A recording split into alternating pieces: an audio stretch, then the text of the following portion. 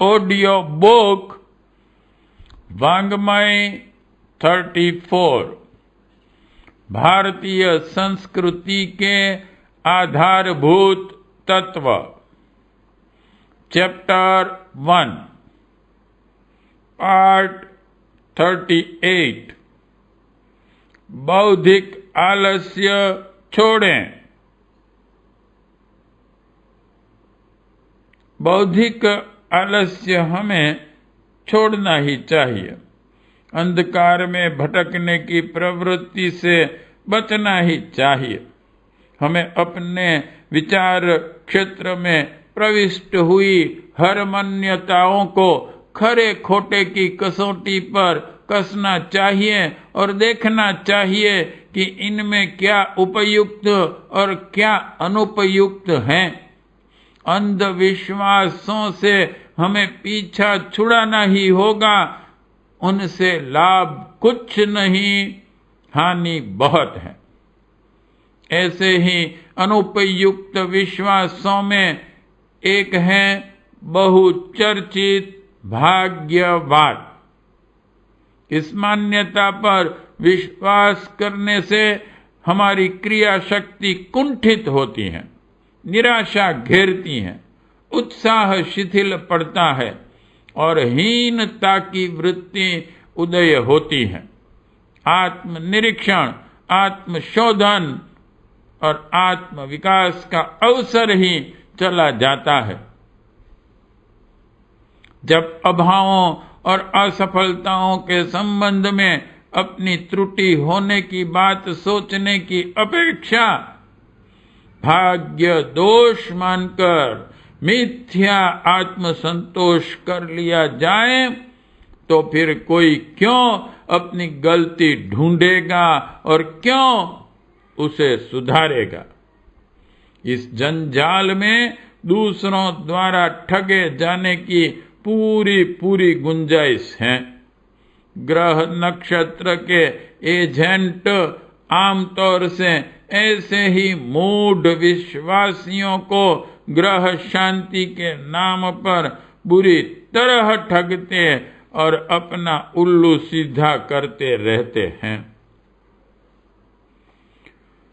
भाग्यवाद हमें वस्तु स्थिति को समझने और उसका निराकरण करने की क्षमता से वंचित करता है। उससे हमारा विवेक कुंठित होता है और तर्क, विचार एवं खोजबीन करने की रुचि नहीं रह जाती। यह स्थिति मानवीय प्रगति में भारी बाधा है। अभावों और कठिनाइयों की वास्तविकता तभी समझ में आती है जब उनका मूल कारण विदित हो, और यह जानकारी तभी संभव है जब मस्तिष्क की गतिशीलता को भाग्यवाद जैसी कुंठाओं ने अवरुद्ध न कर रखा हो। भलाई की प्रशंसा और बुराई की निंदा होनी चाहिए। मनुष्य के कर्तव्य को उसकी उन्नति अवनति के लिए उत्तरदायी ठहराया जाना चाहिए। तभी तो वह अपने मार्ग निर्धारण में सावधानी बरतेगा। यदि भाग्यवाद की सरल आड़ मिल जाए तो हर आलसी, निकम्मा, कामचोर, काहिल, कुमार्गगामी व्यक्ति अपनी त्रुटियों को न तो स्वीकार करेगा और न सुधारेगा, वरन जब दुष्परिणामों के कारण भर्त्सना सुनने का अवसर आवेगा तब चट से भाग्यवाद की आड़ लेकर अपने आप को निर्दोष सिद्ध करने का प्रयत्न किया करेगा। इस स्थिति से बचने के लिए यही उचित है कि हम विचारशील बने और भाग्यवाद जैसी अनुपयुक्त, अविवेकपूर्ण और असंगत विचारधाराओं को अपने विचार क्षेत्र से हानिकारक झाड़ जंखाड़ों की तरह उखाड़कर फेंक दें। पाठ 38 समाप्त।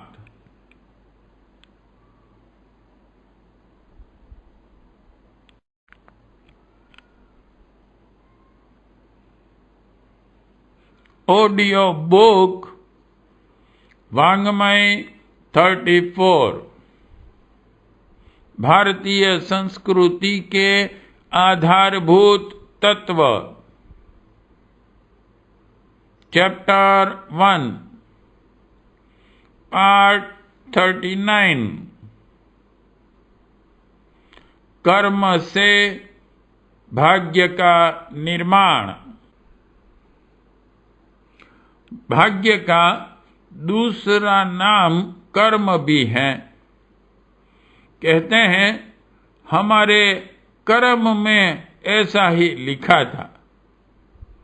कहते हैं कर्म रेख नहीं मिटे, करे कोई लाखों चतुराई। इस उक्तियों में कर्म शब्द का भी भाग्य के अर्थ में प्रयोग किया गया है। यही उचित भी है। जैसा कर्म किया जाता है वैसा ही फल मिलता है। मनुष्य अपने भाग्य का निर्माता स्वयं ही है। वह जैसे भले बुरे कर्म करता है उसी के अनुरूप अपनी उन्नति अवनति का पथ प्रशस्त करता चलता है। रामायण की वह उक्ति सार्थक ही है, कर्म प्रधान विश्व कर राखा, जो जस करे सो तस फल चाखा। जैसा बोते हैं वैसा ही काटना पड़ता है। बोवे पेड़ बबूल का, आम कहाँ से होए।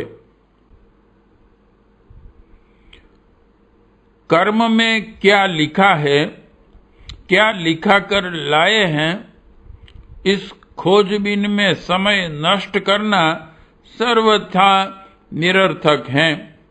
यदि भविष्य में जो होने वाला है वो मिटने वाला भी नहीं है तो भी उसका जानना हानिकारक है, और यदि मिट सकता है तो भी उसके जानने की आवश्यकता नहीं है।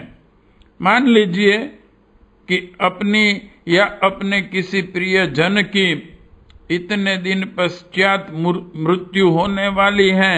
यदि यह बात मालूम हो जाए तो इतने दिन पूर्व से ही शोक मनाना, दुखी एवं उद्विग्न रहना प्रारंभ हो जाएगा। निराशा छा जाएगी, या तो मोह बढ़ेगा या उपेक्षा।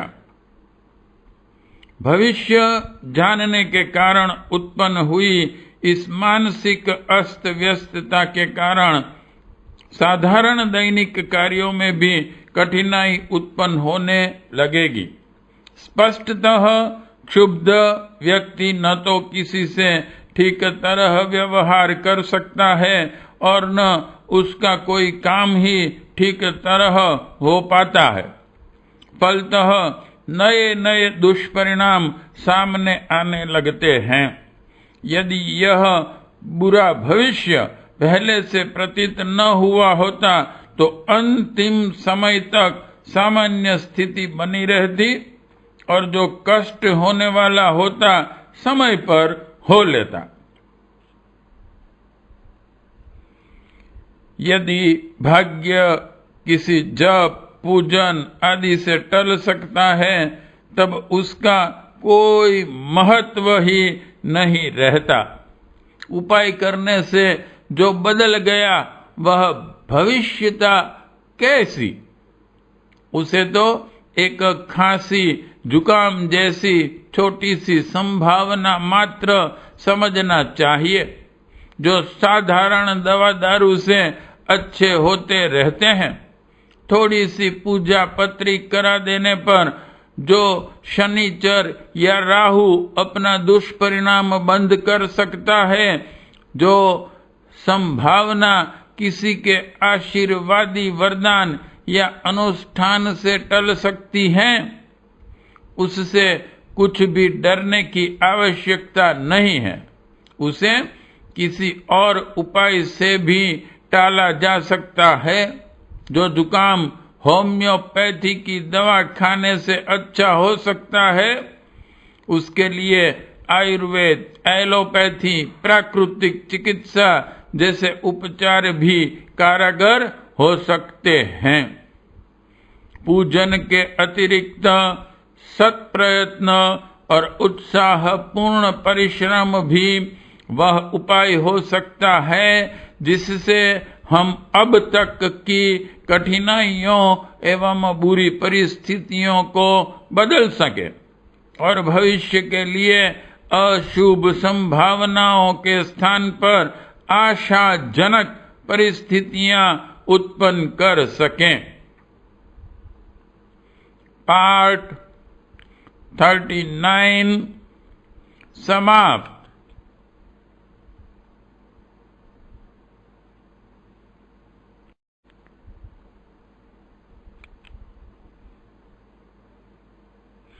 ऑडियो बुक वाङ्मय 34 भारतीय संस्कृति के आधारभूत तत्व, चैप्टर 1, पार्ट 40। कर्म ही प्रधान समझें और कर्मठता अपनावें।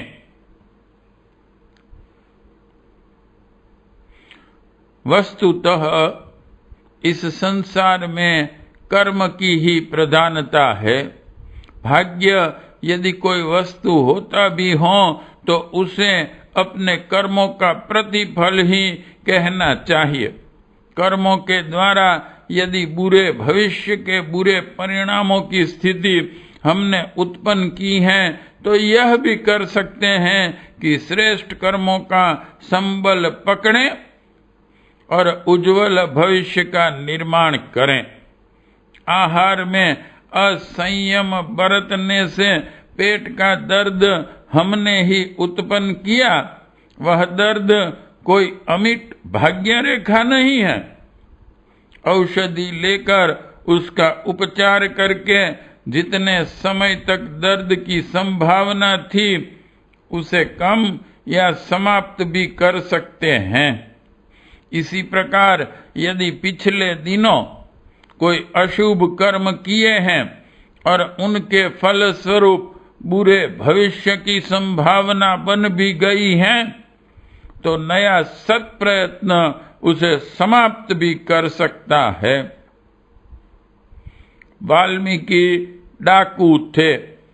उनने जो दुष्ट कर्म किए थे उनके फलस्वरूप उनका भविष्य अंधकारमय एवं कष्टप्रद होना चाहिए था, पर जब उनने अपना जीवन क्रम बदल दिया और संत बन गए तो उस कार्य परिवर्तन के साथ साथ उनका भाग्य परिवर्तन भी हो गया। उन्हें नारकीय यातनाएं नहीं सहनी पड़ी, वरन वे संपूर्ण श्रेष्ठ एवं सुखी जीवन बिता सकने के अधिकारी बन गए। नए सत्कर्म आरंभ कर देने से पुरानी भूल चूकों पर पर्दा पड़ सकता है। टूटी फूटी पुरानी मैली कुचैली दीवार पर यदि सीमेंट, प्लास्टर, सफेदी आदि की व्यवस्था कर दी जाए तो वह फिर नई एवं सुंदर दिखने लगती है। पिछले दुष्कर्मों का प्रायश्चित करके यदि भविष्य के लिए सत्कर्मों की क्रम व्यवस्था बना ली जाए तो किसी का बुरे से बुरा भविष्य एवं भाग्य भी आनंद एवं अच्छाई के रूप में परिणत हो सकता है। हमें व्यर्थ की शंका आशंकाओं के जंजाल से निकलकर आशावान, उत्साही और कर्मशील बनना चाहिए। यह विश्वास करना चाहिए कि मनुष्य का प्रयत्न एवं परिश्रम ही उसका भाग्य एवं भविष्य का निर्माण करता है। उसे किसी दूसरे से नहीं, अपने से ही पूछना चाहिए। ज्योतिषी की अपेक्षा हम अपना भाग्य अधिक अच्छी तरह जानते हैं, क्योंकि अपने को ही यह पता रहता है कि पिछले दिनों जीवन क्रम क्या रहा है और उसका प्राकृतिक परिणाम क्या हो सकता है। भविष्यवाणी का यही आधार सर्वोत्तम है। इसी प्रकार यदि भाग्योदय की आकांक्षा हो तो अपने मन देवता की मनौती माननी चाहिए और उसे ही अपनी गतिविधियां सुधारने के लिए मनाना चाहिए। अपने भाग्य के निर्माता हम स्वयं हैं।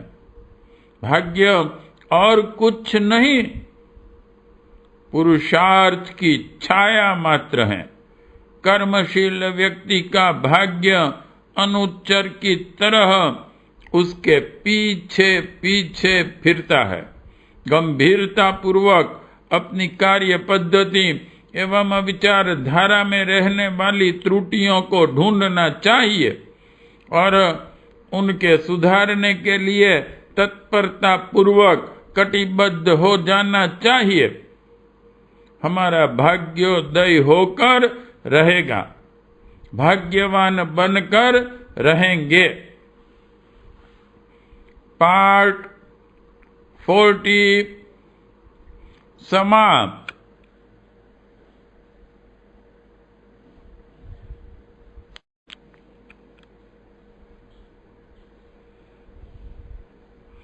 ऑडियो बुक वांग्मय 34 भारतीय संस्कृति के आधारभूत तत्व, चैप्टर 1, पार्ट 41 समन्वय और सहिष्णुता। सहिष्णुता भारतीय संस्कृति की एक विभूति है। हम दूसरों की परिस्थितियों को समझते हुए भी, विचार भिन्नता होते हुए भी सहिष्णु हैं। समस्त जीवों के प्रति उदार हैं। सभी मनुष्यों को अपने समान समझते हैं और उनके प्रति प्रेम भाव रखते हैं। तदनुसार अपने कार्य करते हैं। यह विचार हमारी संस्कृति में सच्चे रूप में पाया जाता है। समाज में कुछ नीची, अछूत या संकर जातियां भी हैं। विकृति के कारण विविध जातियां उत्पन्न हुई हैं। वर्ण संकर को दोष मानते हुए भी हमारे यहाँ यह विधान है कि वे अपने अपने धर्म में रहकर अपना अपना धंधा करती रहें, तो वह किसी प्रकार मिथ्या नहीं है। भोजन के समय भी यदि कोई चांडाल अतिथि रूप में आए तो उसका भी भोजन इत्यादि से सत्कार करने का हमारे यहाँ विधान है।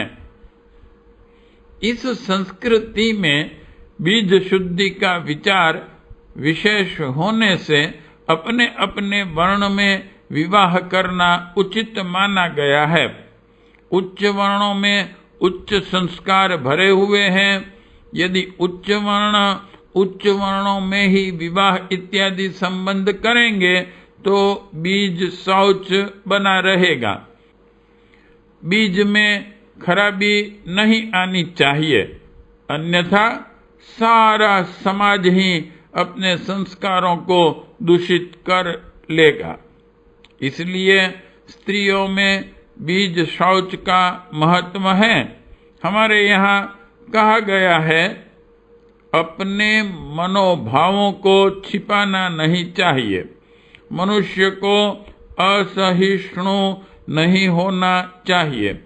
सदा सर्वदा दूसरों की परिस्थिति का भी ध्यान रखना चाहिए। भारतीय संस्कृति में संकुचितता नहीं है।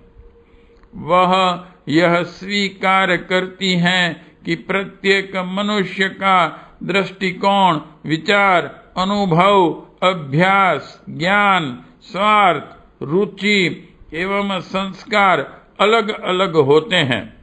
इसलिए हर व्यक्ति को दूसरों के प्रति उदार होना चाहिए।